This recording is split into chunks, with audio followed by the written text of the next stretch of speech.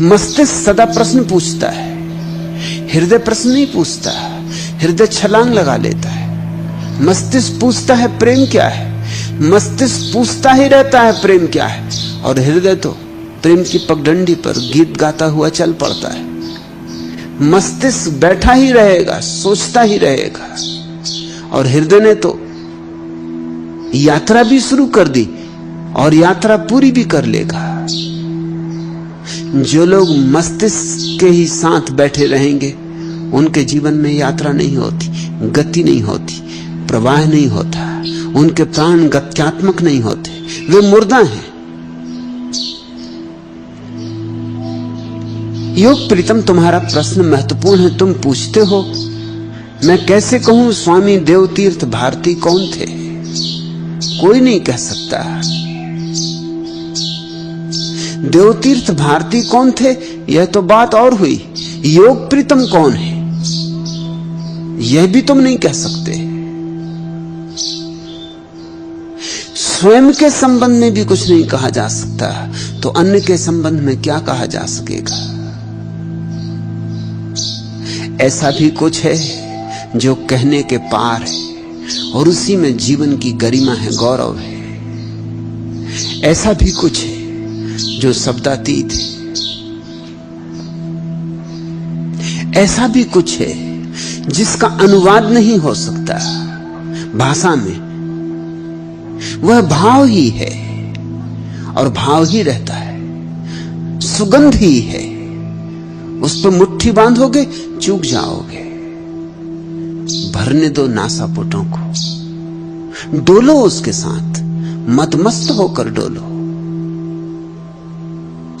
बुद्धत्व ऐसी ही घटना है। इस जगत में सबसे बड़ा फूल है वह चैतन्य का फूल है, सहस्त्रदल कमल है। उससे जो सुगंध उठती है उसे कोई अपनी मुट्ठियों में नहीं भर सकता, न तिजोरियों में बंद कर सकता है। ये खजाने ऐसे नहीं जो तिजोरियों में बंद किए जाते। तिजोरियों में जो बंद किए जाते हैं खजाने ही नहीं, ठीकरे हैं। तिजोरियों में जो बंद नहीं किए जा सकते वही खजाने। सुबह की ताजी हवा को तिजोरी में बंद कर सकोगे? सुबह की नई नई उतरती सूरज की किरणों को तिजोरी में बंद कर सकोगे? पक्षियों के गीतों को तिजोरी में बंद कर सकोगे? कि फूलों की गंध को, कि तारों की रोशनी को? ये अस्तित्व का जो महोत्सव चल रहा है, इसमें से क्या बंद कर सकोगे तिजोरी में? कुछ भी बंद ना कर सकोगे। ठीक रहे।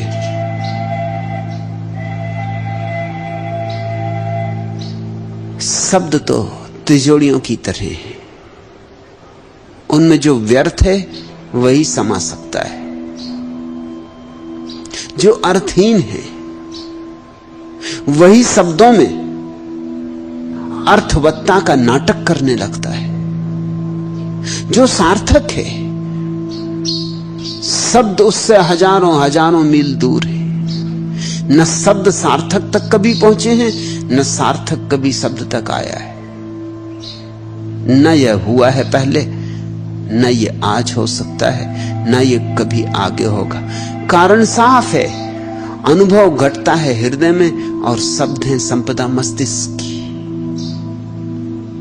जो भी उस अनुभव को शब्दों में लाने की कोशिश करता है हार जाता, असफल हो जाता है। एक भाषा से दूसरी भाषा में शब्दों को ले जाना मुश्किल हो जाता है। जितने भावपूर्ण, जितने संवेदनशील, जितने काव्यपूर्ण सौंदर्यपूर्ण शब्द हों, उतने ही एक भाषा से दूसरी भाषा में ले जाना मुश्किल हो जाता है। गद्य का तो अनुवाद हो भी जाए, पद्य का अनुवाद नहीं हो पाता। रुबायात उमर खयाम को लाख अनुवाद किए गए, मगर कुछ बात चूक ही जाती। अनुवाद हो जाता है हाथ में पिंजरा रह जाता है, पक्षी उड़ जाता है, पक्षी पकड़ में आता नहीं। रविन्द्रनाथ की गीतांजलि के अनुवाद हुए मगर मूल खो जाता है। और ऐसा ही नहीं कि विदेशी भाषाओं में मूल खो जाता हो, भारतीय भाषाओं में भी मूल खो जाता है। बंगाली से हिंदी में भी लाना मुश्किल है, जो कि बहनें हैं, एक ही भाषा स्रोत से निकली हैं, संस्कृत से, इतने करीब हैं, लेकिन फिर भी जैसे ही अनुवाद करो कुछ मर जाता है। भाषा भाषा में भी अनुवाद नहीं हो पाता, तो ये अनुवाद तो असंभव है। ये तो भाव से भाषा में अनुवाद है। ये तो शून्य को शब्द में लाना है। सिर्फ मूढ़ ही सोचते हैं कि सफल हुए, सिर्फ मूढ़। ज्ञानी तो सभी जानते हैं कि जो कहना था नहीं कहा जा सका, अनकहा रह गया। मूढ़ जरूर सोचते हैं कि हमने कह दिया जो कहना था। उनके पास वस्तुतः कहने को ही कुछ नहीं।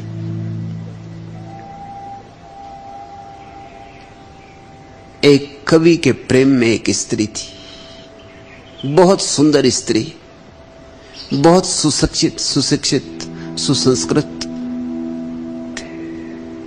जिस दिन तुम अपने को जान लोगे, समस्त बुद्धों को जान लोगे। जिस दिन अपने को जान लोगे, उस दिन सब जानने योग्य जान लोगे। यद्यपि मैं तुम्हें पुनः कह दूं कि यह जानना और जानने जैसा नहीं है। यह जानना बड़ा अनूठा है, क्योंकि इसमें जानने वाला और जाना जाने वाला एक ही होते हैं। इसे दो में नहीं तोड़ा जा सकता, इसे दो में तोड़ना असंभव है। योग प्रीतम कवि हैं, इसलिए उनको बात समझ में आ सकेगी। ठीक कहते हो तुम, मैंने उन्हें देखा था खिले फूल की तरह।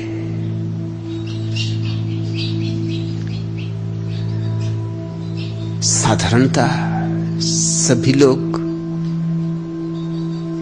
खिलने को आए, लेकिन कलियां ही रह जाती,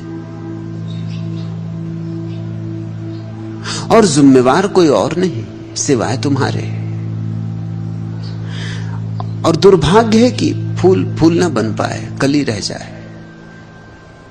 दुर्भाग्य है कि कली खुले ना और अपनी सुगंध को ना लौटा पाए। हर एक व्यक्ति एक गीत लेके जन्मता है, और जब तक उसे गा न ले तब तक तृप्ति नहीं मिलती।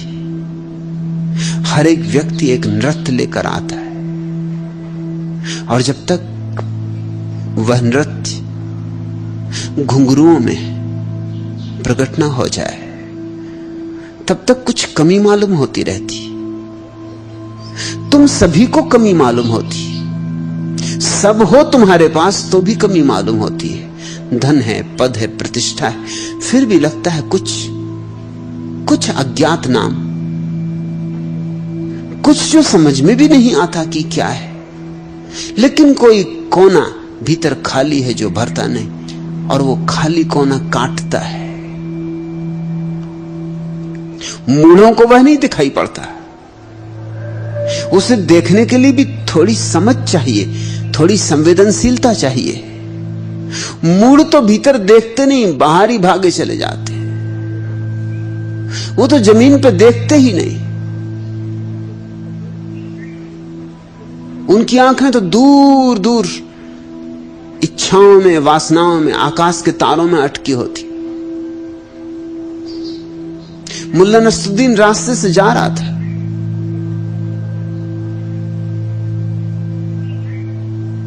तारों भरी रात, एक फिल्मी धुन गुनगुनाता हुआ तारे देखता हुआ चला जा रहा था, और पीछे उसके कोई कार वाला हॉर्न बजाया जा रहा है, लेकिन ना उसे हॉर्न सुनाई पड़ रहा है, ना वो हट रहा है। वहां सुनने को है नहीं, वो तो बहुत दूर निकल गया, तारों में भटक रहा है। आखिर कार वाले ने कार रोकी, उतर के नीचे आया और कहा, बड़े मियां,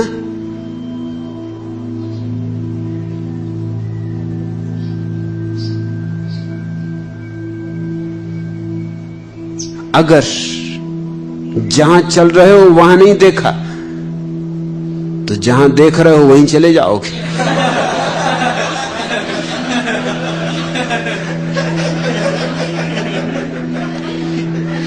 आखिर हार्न भी कोई कब तक बजाएगा? लोग अटके हैं दूर, उनको नहीं दिखाई पड़ता कुछ भीतर खालीपन। भीतर देखते ही कहां, फुर्सत ही कहां, समय कहां। धन गिन रहे हैं, सीढ़ियां चढ़ रहे हैं, चुनाव पे चुनाव चले आते हैं, गणित बिठाने हैं हजार तरह के, शतरंजें बिठाई हैं जीवन में, लकड़ी के हाथी घोड़े चला रहे हैं। लकड़ी के हाथी घोड़ों के लिए तलवारें खिंच जाती। इस तरह के मूढ़ों को तुम छोड़ दो तो जिनके पास थोड़ा भी बोध है, थोड़ा सा भी होश, एक किरण भी सही, उन्हें ये बात चुभती